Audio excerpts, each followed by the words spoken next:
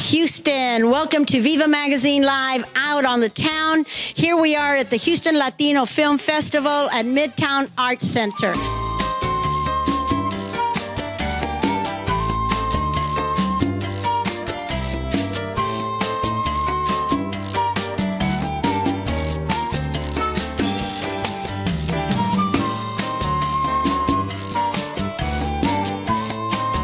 We have with us one of the artists, Jesse Rodriguez, with us, and he is also known as Magnolia Grown, and we just want to welcome Jesse. Oh, thank you, Blanca, and thank you, Houston, and thank you, my gente.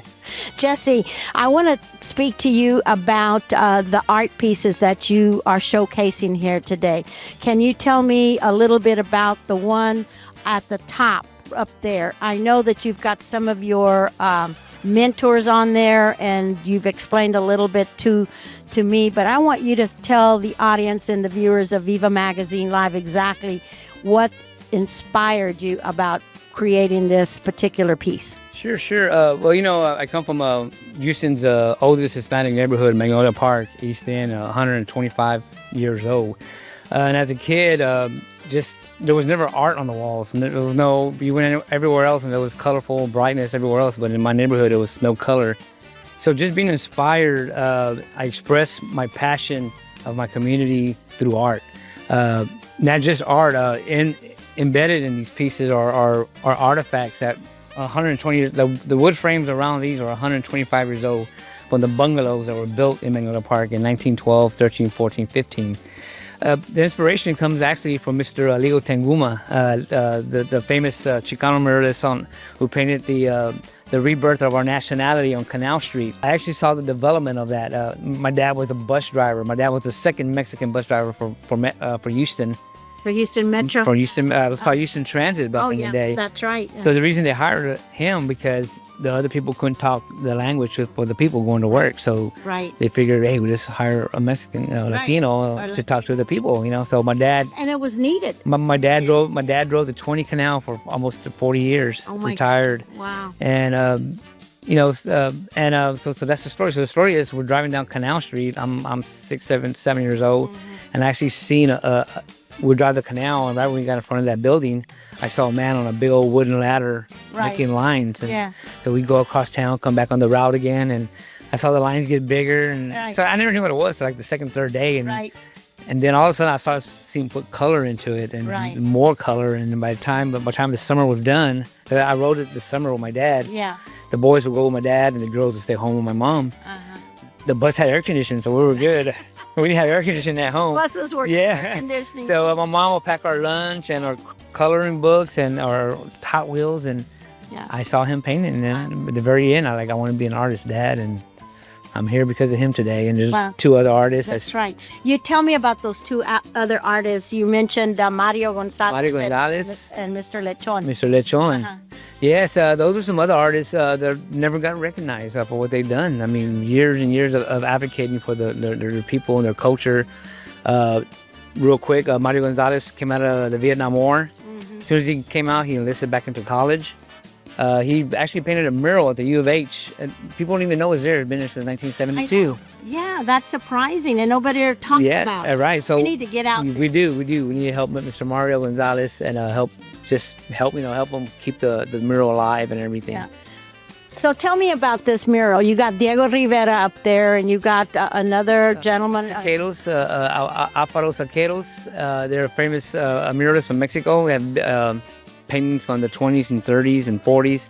So does that designate the past for you in that mural? It does, because all the art DNA is tied into this, because they studied, Daniel Lechon studied from Diego Rivera and Frida Kahlo. He actually lived with them and cleaned their brushes and all the stories that he's told me. Mario Gonzalez studied from Saqueros. Mr. Tanguma studied under John Biggers. John Biggers is another big artist out of college over here off of Cullen. So it's a lot of history. It's a lot of history. So there's the past, the present, and the top part, actually, the eyes and the nose and the mouth, that's me. And then the middle part is a mask, is a gold mask of the old ancient Mayan Aztec god Xochipilli. Beautiful piece, and it tells a lot of history, and it tells about our past, the present, and our future. You have it all in there in that piece, Jesse. Yes, thank you. So let's talk about your other piece that you have here, Jesse. That tells us a lot. So this piece is actually a piece I started about a month ago. It's a piece that a lot of people know me by painting with crabs. I'm a big fisherman.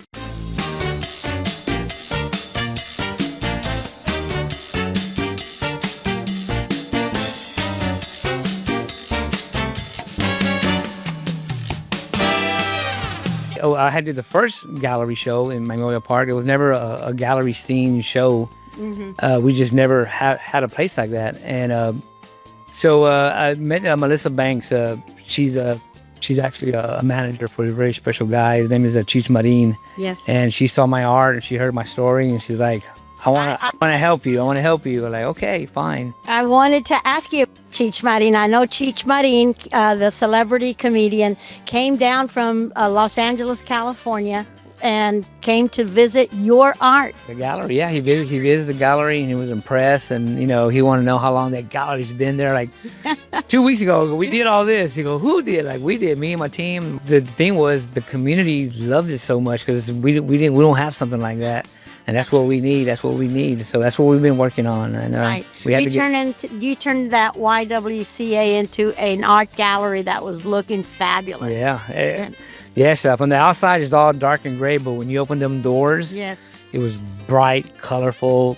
I mean, beautiful. As soon as you walk into that place, everybody told me like, this place is in Magnolia Park. Like, yes, it is.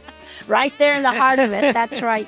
Jesse, I know you're such an inspirational, creative artist, and you've got so many things going for you. What do you plan on doing to preserving this Chicano Latino culture